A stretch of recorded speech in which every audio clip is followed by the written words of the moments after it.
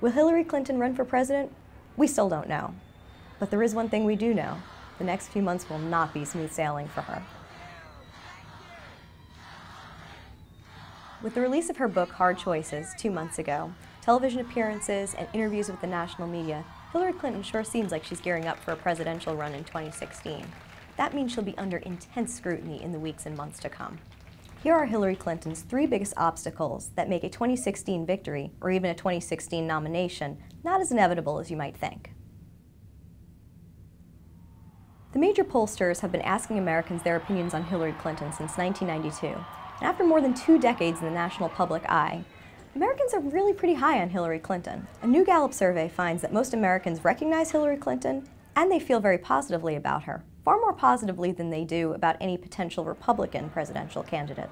On the surface, this seems like unequivocally good news for her, but it's really not that simple. Given that we're still more than 2 years out from the next presidential election, most of the questions that we're seeing about potential presidential candidates are still very abstract. There's not a lot about details, there's nothing about specific policies. This is where having a long history might not be such a good thing. It gives her opposition more fodder for potential attacks. What difference at this point does it make? Just this week, in an interview with The Atlantic, Hillary Clinton made some comments which could be seen as critical of the Obama administration's handling of foreign policy. And this seemed to play into a perceived long-standing feud between Clinton and Obama. Clinton actually ended up calling the president to explain and clarify the statements that she'd made. Now, a potential candidate who maybe didn't have as much political experience might not have had to explain herself. Throughout her political career, Hillary Clinton has favored a speaking style that relies heavily on scripting, having clear control over what she says. Fortunately for her, the American people seem to be aware of that.